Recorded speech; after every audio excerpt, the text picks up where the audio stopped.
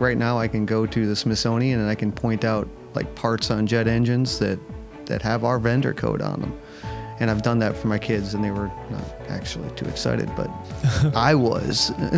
So, but I think that's kind of cool. I mean, you leave behind stuff and that's neat.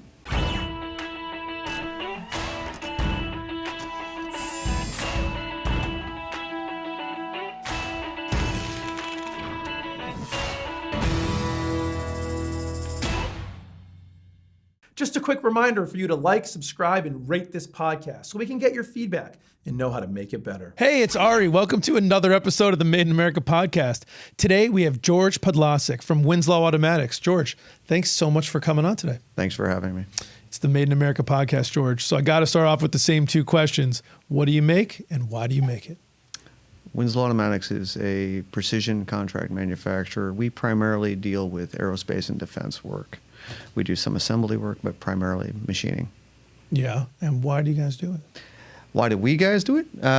We've been around since 1956. I got into the company. Well, I've been in the company since I could walk, but started doing it through probably my 20s, manufacturing. Then I tried to escape, and didn't work. Got caught and brought back. So, but it's an interesting. I think it's a great field. Having done other stuff, I find that I feel like, at least in manufacturing, we're continuing to, leave behind traces of who we are and what we did. So it's kind of interesting. What do you mean? Well, if you're in a service industry, or when I was doing the law stuff, you don't sort of leave behind anything. Like right now I can go to the Smithsonian and I can point out like parts on jet engines that have our vendor code on them. And I've done that for my kids and they were not actually too excited, but I was. So, but I think that's kind of cool. I mean, you leave behind stuff and that's neat. Making a mark that means something over time. Yeah, that is something that's pretty unique to manufacturing and pretty cool. So let's talk about sort of your personal journey, because I think you alluded to it a little bit. And what I find so fascinating is I've talked to so many people in the manufacturing space is not all of them, but many of them have sort of taken a long and windy road, which is probably to be expected given the trajectory that sort of manufacturing's taken in the United States, sort of in our lifetimes, right? Sort of went up and peaked and sort of went a different direction and seems to be up on another upward trajectory. And so I just find it so interesting. Maybe you could sort of share your story. Sounds like you started off as a factory kid, factory rat back in the day. So we were kind of required to work at the factory on Saturdays when we were like 8. Filing print required. My dad really believed in work. Anything idle hands were the playthings of the devil. So it was you worked. And so from probably about the age of 8 till, every Saturday we worked for 5 hours. Every Saturday. There was a shift. Yeah, there was a shift. What was the time? 7 to 12. And we do 5 hours. And we get paid $1 an hour. So that was cool because as young kids we had money, which was awesome to spend on whatever we wanted to. And we worked there when we got older. We worked summers, and you just did what his view of life was. You learned from the ground up, so you did everything. You swept floors, you mopped floors. As we got older, my brother and I, we'd be tasked with some machine work or inspection. And if you really messed up, it was you got some inspection work, like unpacking parts or packing parts or something like that, which at the time was horrible because it was like we'd have like 100,000 piece runs, and you'd start out and you'd give you a rack of parts and you'd start packing them, and the racks would slowly go down, and then you'd be like, I only got one more rack, I'm done, and then boom, another 12 racks would arrive, and you'd be like, oh, darn it, Back to the I was this beginning. close. So it made an impression on you. I think it created an environment where hard work was appreciated. My dad really did want to see us working hard and making our way in life. And so when I got out of college, I immediately planned my escape, right? So I'm like saving my money because I'm going to go to grad school. And so I get ready to go to grad school. I was signed up at UConn for finance and MBA in finance.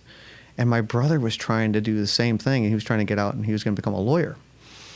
So he, at one point, he comes to me, he goes, listen, I'm taking this exam, I'm taking the LSAT. He goes, I don't want to do it alone. Would you do it with me? So I'm like, yeah, why not? You know, so I sign up and I'm like, done. And about a week before, I said, I don't even know what this test is about. I said, maybe you should like let me borrow that book you're looking at. So I looked at the book real quick. I was all right, I can't screw this up too bad. And I went in and I did really well on the exam. So I got a couple scholarship offers and I was like, no, I'm going to be a finance guy. My dad was like, no. So if you can get a law school education, go to law school. So I ended up going to UConn. And oddly enough, within probably the first week or so, I just fell in love with it. I really did. I enjoyed I loved, putting myself in the stacks and just, pouring through books. It was fantastic. So law really, it sort of hit me. Yeah. There. And I think that was the point where my dad went, wait a minute, I didn't really want you to like it that much. You're supposed to come back to the factory. But I ended up finishing up and went out in the world and did that for a little while. And, what kind of law were you practicing? Real estate. Okay. That's awesome. So you were doing real estate law for a bit? Yeah, it's not really practicing law. I mean, when you think about practicing law, you're thinking about being in front of a judge. I was in front of a judge, but mainly for like evictions and foreclosures, and it was mostly transaction work. Yeah, it was pretty uninspiring. So I went back to the company and worked there for a couple of years, and then I again wheedled my way out, and I started working for Alstom Power, which is a French company, make power plants, and I did that for a few years, and then I came back again. And my dad had basically cornered my wife and told her, listen, I'm getting older, and banks aren't excited about loaning money to an old man, so we got to get someone new in here. And by that time, my brother had already taken off and gone to Europe, and he was like, I'm out of here. So I was kind of left with the task, so I came back. And I tell you, honestly, it's kind of a relief when you get back, because it is something and something you're comfortable with. But it's, I think it's a great environment for, if you've done transactional work for a long time, it's nice to get that sort of breadth of, activity. So you've got a little transactional work, you've got some problem solving, you've got some machining issues and things like that. So the day goes by relatively fast, and it's always interesting. So I guess I found my niche. Found your way back and found out you actually loved where you started. Yeah, you can keep trying to. I think at some point you just, if someone said you can't go home, I guess you can. So you can. So I was just wondering, you talked about, just to go back before we go forward, you had talked about sort of all the time spent on those Saturdays. It sounds like with your brother, and you have a sister too, and your dad. I just wonder, when you look back on that, what are some of the lessons you took away, both from, you mentioned some work ethic, maybe you can expand on that, and also what did it do to sort of the family unit and the relationship between you and your father and your siblings? How did that kind of play out with all those days together? Well, I think the biggest learning experience, I think my dad really valued work. He came from an environment where, so my dad was a lot older than I think most people's dads at my age. So my dad was actually born in Poland and lived through World War II. And when he came here, he was bound and determined that he was going to, get ahead. He had lived under pretty adverse circumstances, and he wanted to make something of himself. So he wanted to see the same thing in us. And I think it was a nice, it was nice to carry forward, because I'll be honest with you, right now, if I sit around on vacation for a while, and I think it's true from my brother and my sister as well, it's like we can do a week, maybe two, and then we're like, no, we got to do something. It's nice. As far as the family unit, it was fantastic for us, I think. we were a very close family. So it sort of bred a camaraderie. So we would always interact with one another. It was always we never felt like we needed to, even when we were trying to get away, it was not like so much to get away from them as much as try to develop something else, maybe. Make your own mark, kind of Yeah, thing. and it's important, I think, and I try to instill the same thing with my kids. You know, they've all worked for me, and I'm sure they'll all tell bad stories about me eventually. But, you know, oh man, all he ever wants to do is work. That's not true, but it is. I think it helped to make them find their path, and you know, when I see them, I'm proud of them for, you know, their work ethic and how they want to proceed in life, you know. And I've seen that sort of grow across them. So, you know, it was a good experience. I think my dad sort of made it right for us to go forward. Have you tried to sort of take some of those lessons and experiences you had as a kid and bring those forward into your family? Oh yeah. I mean, yeah, I'm pretty sure, like I said, they look at me and say, you know, they'll tell the stories about how it was horrible to do learn math underneath me. You know, they're like, oh, the stories I hear from them actually make me kind of laugh. It's like, you're so frustrated with us when we were teaching math. I was like, but I taught it to you once and you should have known it. It's like, once is enough, right? That's all I got. So I think that was it's critical to make sure that they understand that they are a product of what they leave the world, right? I mean, it really does. I think that's an important lesson for my kids to learn, and I think they have learned it. It's not that they're just existing and pursuing anything they want to do, or YOLO, I think, is one of my daughter's favorite sayings sometimes. But I mean, they do realize that you are what you do. You know, and I think that's an important lesson. I'm glad they've learned it. I'm glad I learned it. Hey man, that's absolutely a great thing. And thinking about making a mark, you know, you've been running Winslow Automatics for how long now? Probably 11, 12 years. So what's changed from when you started? What's sort of the mark you've made and the direction you've moved the organization? Well, what's a lot changed, I guess, across the board in manufacturing. When I started, it was oil and solvent and machines and wrenches. It was a lot of manual stuff, and I think when I look back at it, it's interesting. I'd come home and my wife would be like, "Oh, you got to take a shower first. Just no, you smell like oil. You smell like whatever." And I think when I took it over, a couple things I wanted to change was the technology was completely evolving. And had evolved, but we were still doing a lot of the mass production sort of stuff, and the competition was amazing.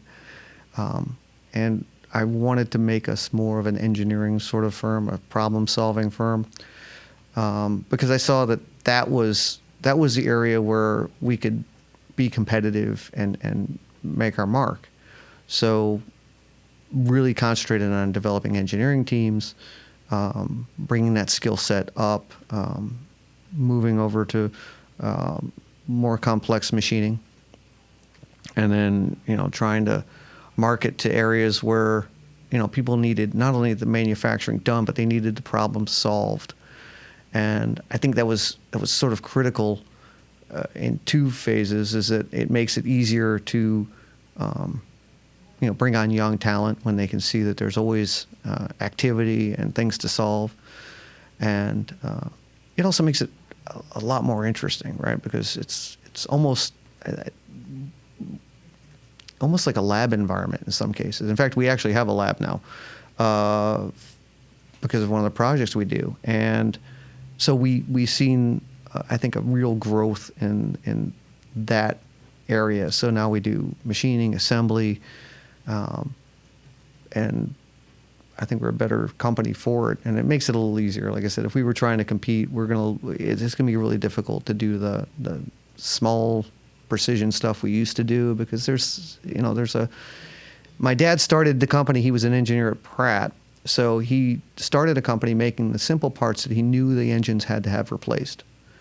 And him and my grandfather were like, this is great because this is consistent work. And I'm sure there's other families doing the same thing, right? So now my competition's growing on that end. So I've got to always grow and move and try to put myself in a better position. And I think that's what we've been doing.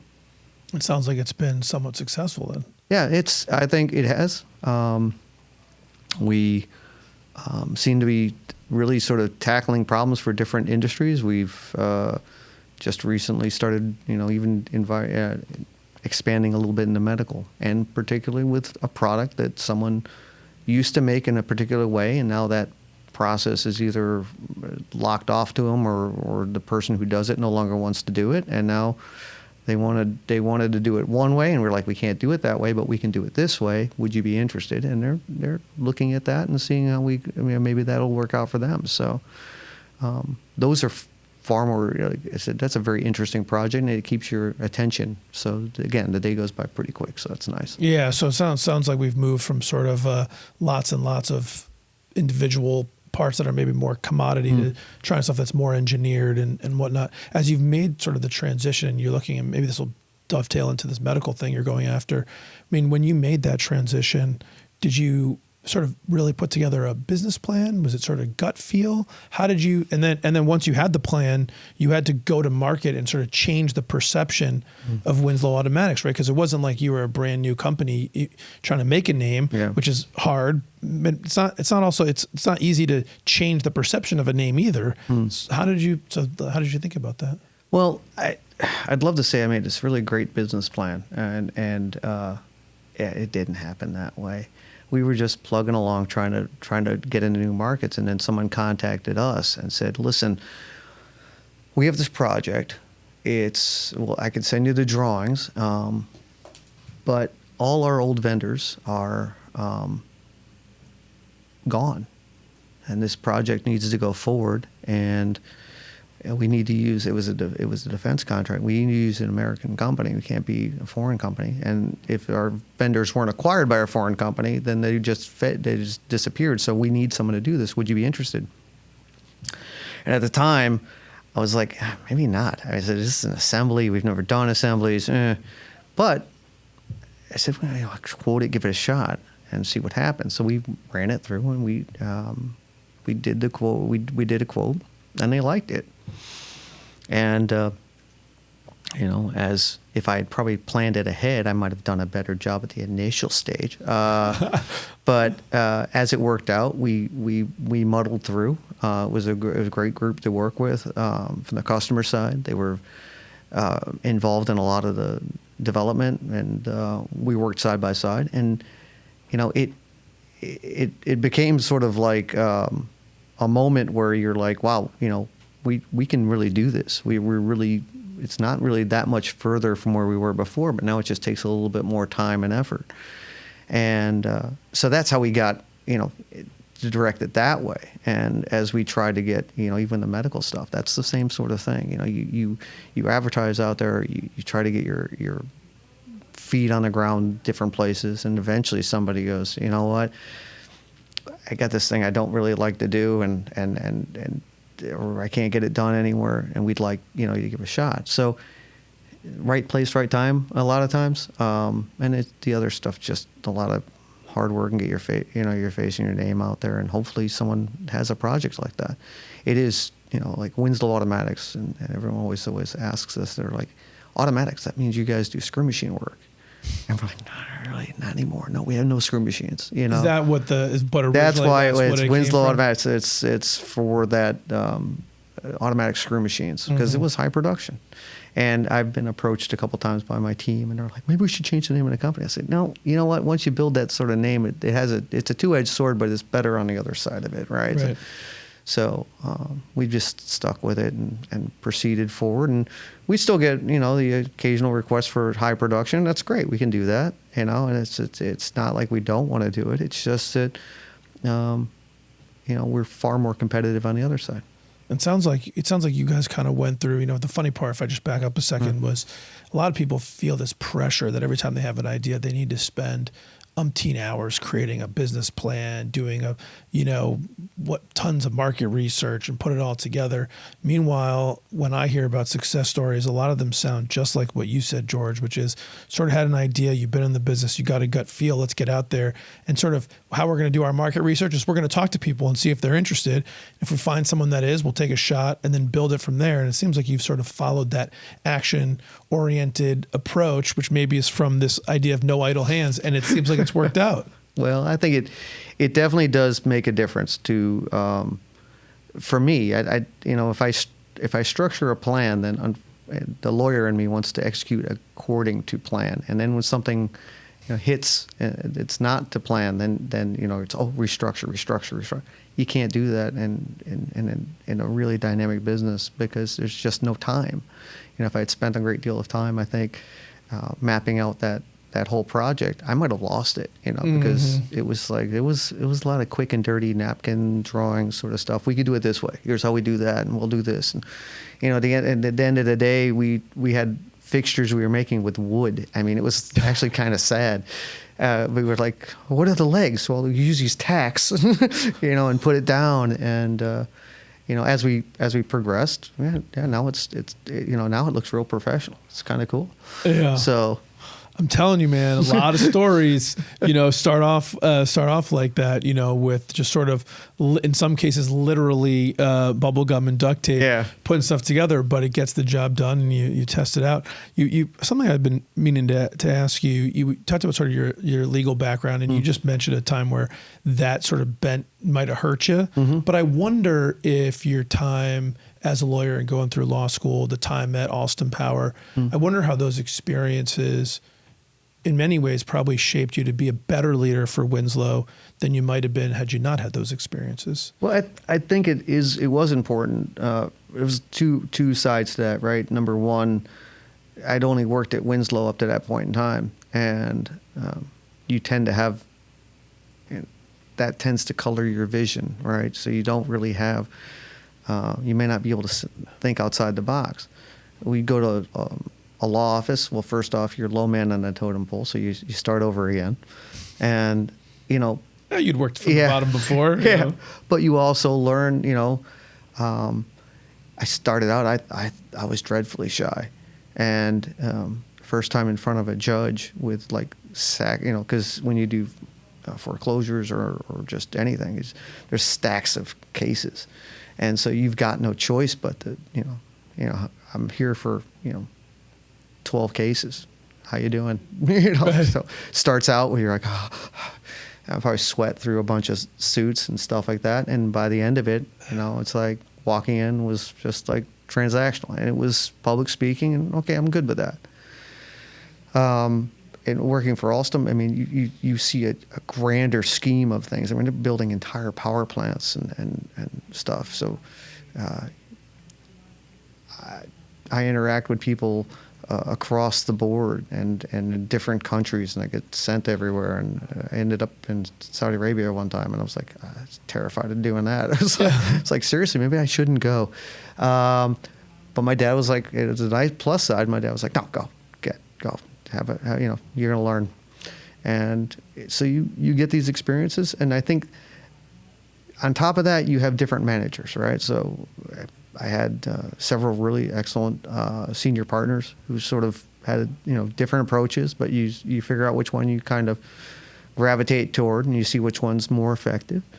And the same thing with when I was at Alstom. I mean, the structure in their legal team was far looser than the law firm, as far as who talked and when and how they get stuff done and what they relied on. You saw them rely on non-lawyers a lot more than you would see in a law firm. I mean, he handles that. He does all our contracts. I mean, he doesn't have a law degree, and yet he was fantastic. He'd break down, contracts, these really complex contracts, onto spreadsheets, and he'd have like lines going here, there, and everywhere, and like, if this happens, then this happens, and this happens.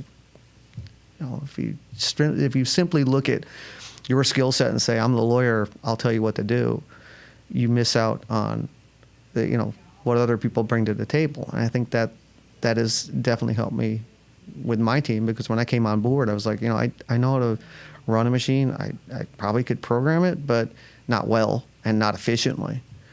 So it wasn't hard for me to sort of, turn that over to somebody else, hire someone who's really competent at it and say, listen, you show me what's the right way to go and I'll support you.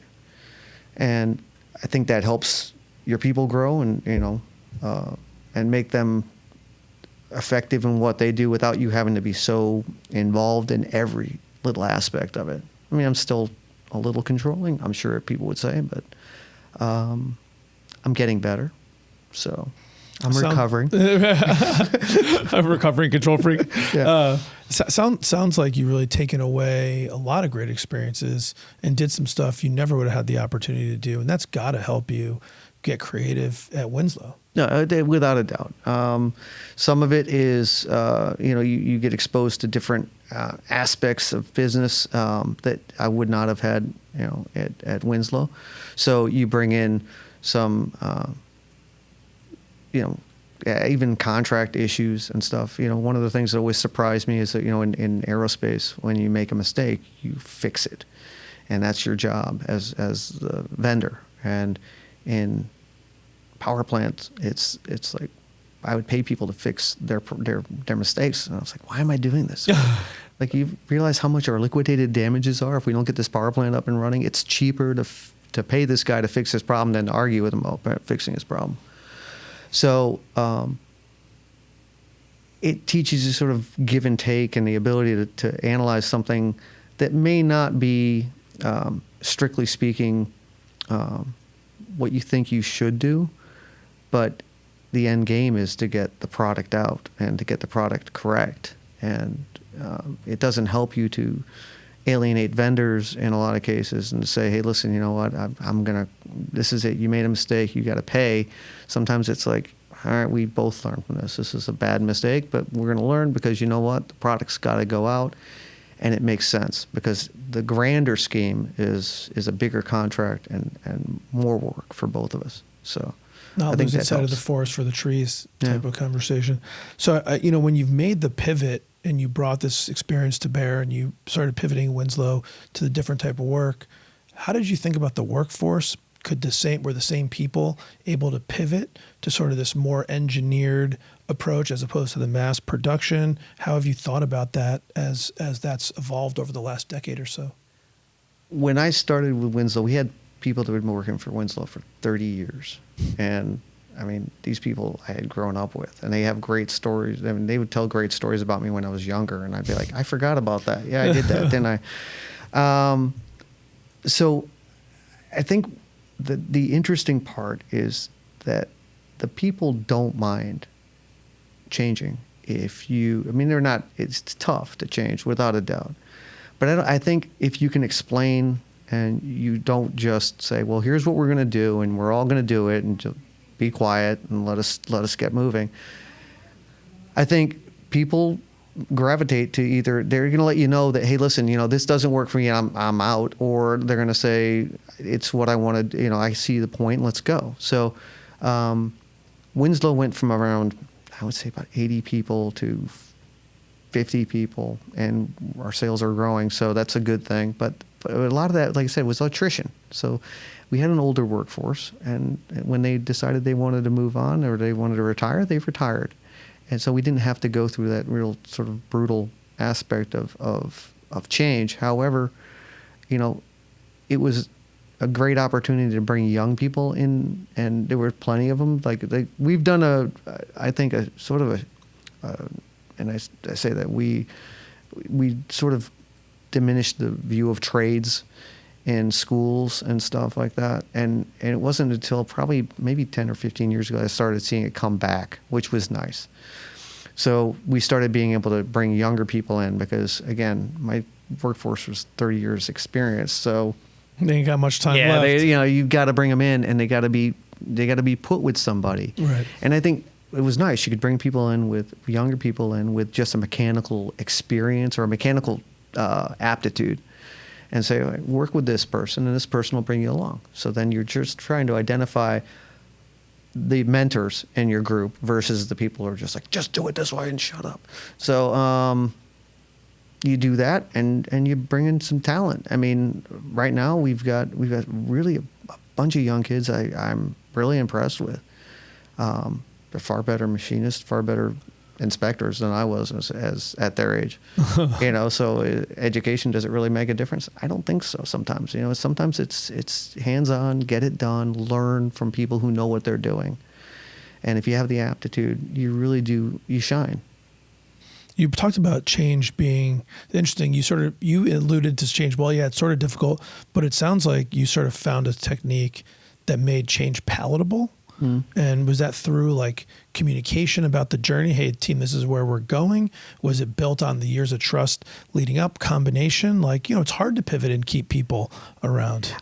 Yeah, I think one of the things that may have helped was everyone knew me. So it wasn't like I was a new manager coming in and saying, hey, we're going to change the way we do things. We're going to just do this way.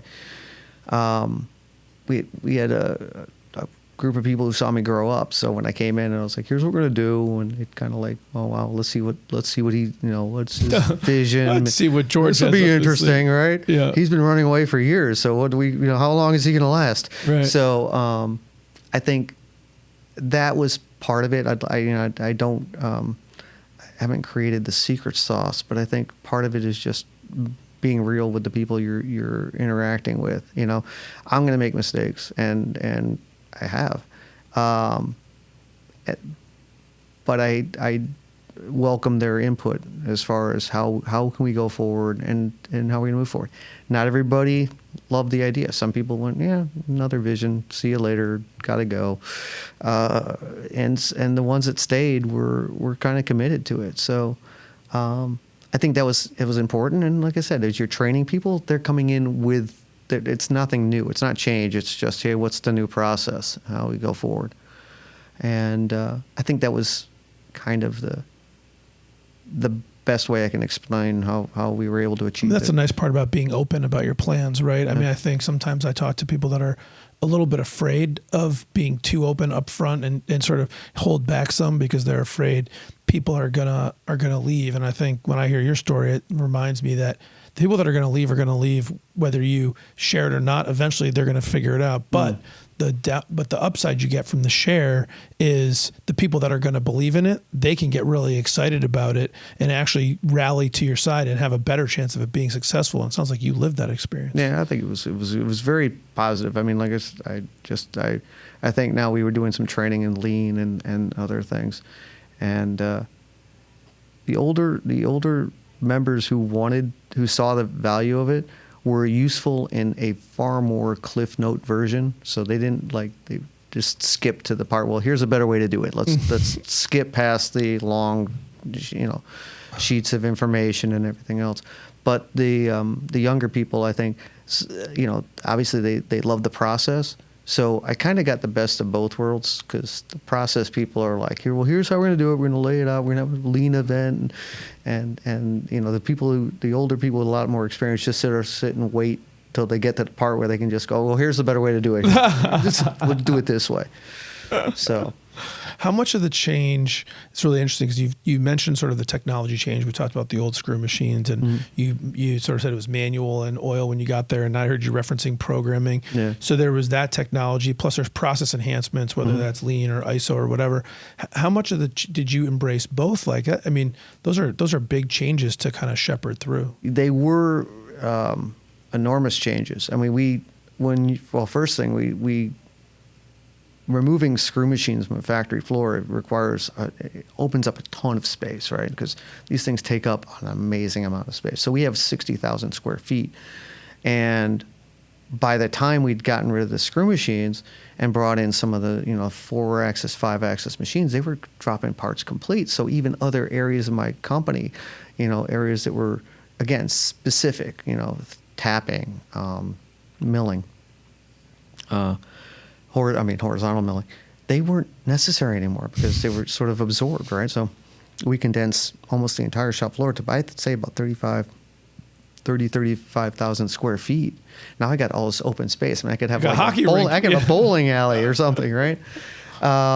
So I think that was a huge transition. And then, bringing on the additional technology, again, the young people loved it.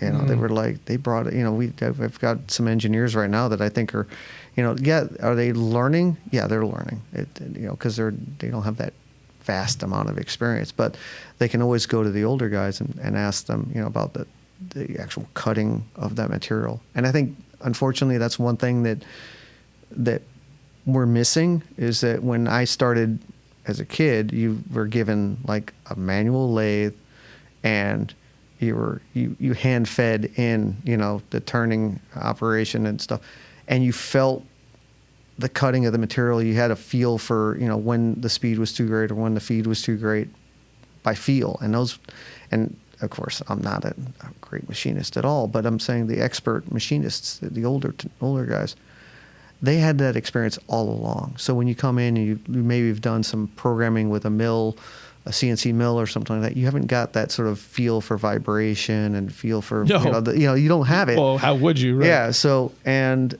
it's important, I don't think, for us not to lose that skill set, because it does make a difference. And, you have times when, you give a kid that's a brilliant programmer and even an engineer, and they start to process something on, we had to go back and process something on an older machine. And he was like, I tried this, I tried that, it doesn't seem to work. I said, well, hold on, I'm going to call somebody. And I called a friend who worked for us for years. And he came out and he shows the machine, he starts walking him through it, and he was talking about, like, well, you feel this, and if you feel like a lot of vibration, it's probably a bad thing, And he's going through and he's giving him all these little, like, simple process, hints. And it was kind of cool to watch the younger guys be like, all right, wait a minute, there's something to be learned from this. And I think that's a great melding. And I hope we don't lose that to a certain extent, because we've accomplished amazing things with simple machines. And yet, these complex machines, sometimes we struggle, trying to get it to do what we want it to do, because we can tell it where to go, we can tell it what to do, but we can't feel the exact place where it's at. Yeah. Gotcha. Where is it in the process? So you made all this, and feeling what you're just saying there. I wonder, as you look forward and you've tried to move into other markets and do other things, are we looking at sort of 10 years from now making as big of a leap in sort of technology adoption as you've done over the last 10 or 15 years? Oh, I think there's no way we can afford not to.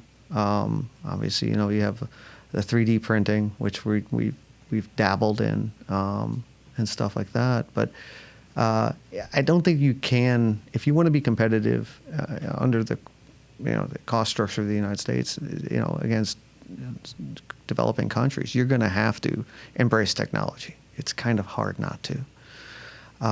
And we're aware and keep our eyes open for that, opportunity. It doesn't really present right now, I think, for us, a real marketable product, but it's, we're seeing the application of, say, 3D printing in, tooling, fixturing, things like that.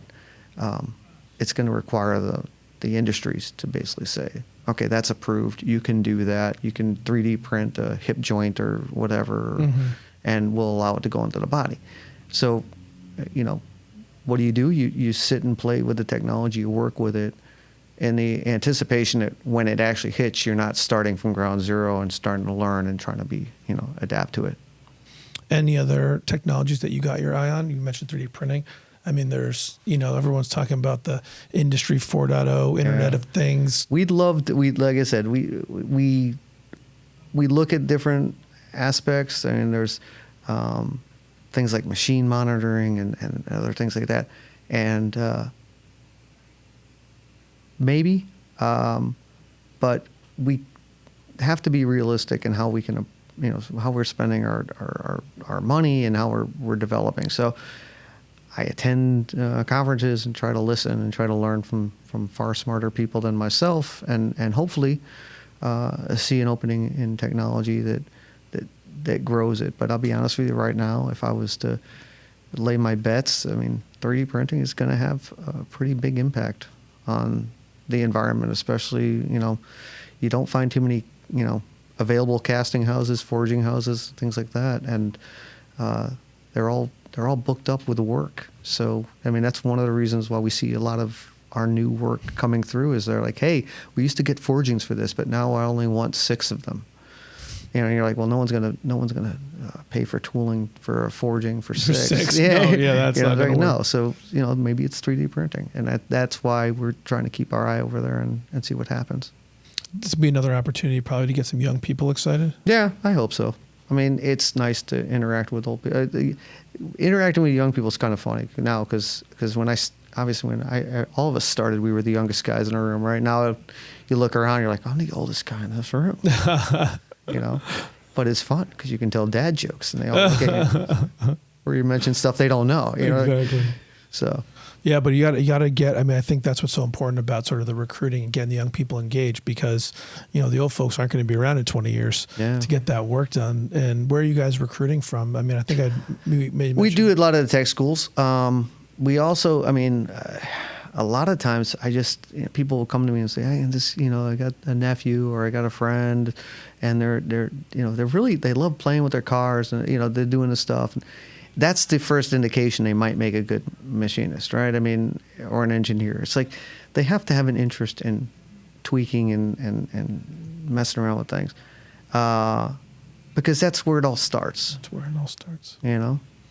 Yeah, the kid that's taking apart your toaster. Yeah, exactly. Might be a good guy for manufacturing. Well, George, we definitely got to keep thinking about the future. Sounds like you guys definitely are, and that's really terrific. Really appreciate you coming on. I'm going to flip us over to rapid fire round of questions. We'll wrap it up. You ready? Okay, sure. Go ahead. All right, here we go. Red Sox or Yankees? Red Sox. Starbucks or Dunkin'? Dunkin'. Staycation or exotic destination? Ooh, me, it'd be a staycation. My wife, exotic. Exotic destination. So it's exotic. That was actually would have been my peg right there. iPhone or Android? iPhone. Sports car or SUV? Oh, it's got to be SUV. A favorite business book? A favorite business book? Sun Tzu, The Art of War. The Art of War. It's a long one, but it's a good one if you can get through it. If you had to do something other than running Winslow Automatics, could be anything in the whole world, what would you do with your time? I always tell my employees rodeo clown, but I think I'm getting a little old for that. If I had to, I'd probably go back and practice law with my daughter. It'd be kind of fun. Is she a lawyer? Yeah, she is. She's down in Nashville. So doing a little father-daughter. Yeah, I think it'd be kind of fun. I tried to convince her. I said, you know what? I said, I've always wanted to be a pirate. Why don't we just go down to like Charleston and open up a maritime insurance practice? And she looked at me kind of funny, but we'll see. Well, get the eye patches. Get the eye patches. That's right. That's what I'm meant to do. What's one thing, George, that you learned early in your life or early in your career that you think's helped propel you to all the success that you've had? Success? Wow. I'll tell you honestly, the only thing I've ever really attributed to success is just like continually trying, because I failed far more than I've succeeded. And, they say experience is what you get when you don't get what you want. So I'd say the same thing about wisdom. Give it a shot. If it doesn't work out, then try to take something away from it and learn from it, because in the end, that's really the best teacher you've got. There's no question about that. What's one thing that you learned later in your life or later in your career that if you could go back and tell young George, and if young George would listen to you, you think have a really positive impact on his life? That's a good question.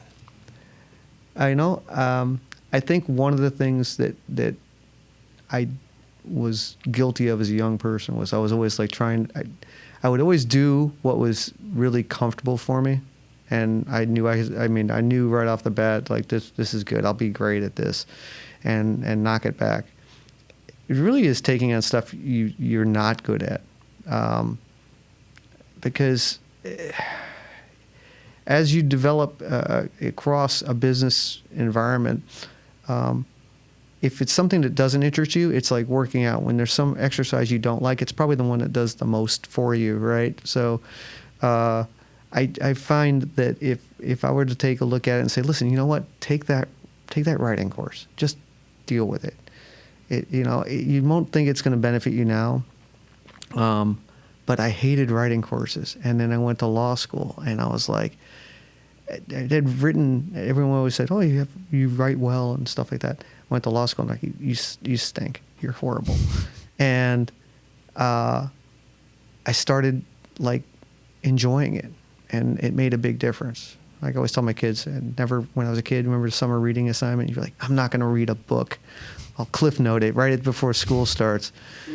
Now I'm like, I like sitting down and reading, because there's an expanse of knowledge that's just waiting for you everywhere, right? So anything you want to learn, just pick up a book and start reading. You don't need a professor to tell you that, you understand this completely. You know what? I understand it enough for what I'm trying to get accomplished. And I think it's just do what you don't like to do. And push out of your comfort zone. Exactly. It does make a huge difference. George, thank you so much for coming on and sharing all your stories. It's been super interesting. No, I appreciate it. Thank you so much for having me. Made in America with Ari Santiago is brought to you by CompassMSP. Thanks for listening and spending some time with me today. My goal is to help build a strong manufacturing community, and it would be impossible to do without all of you.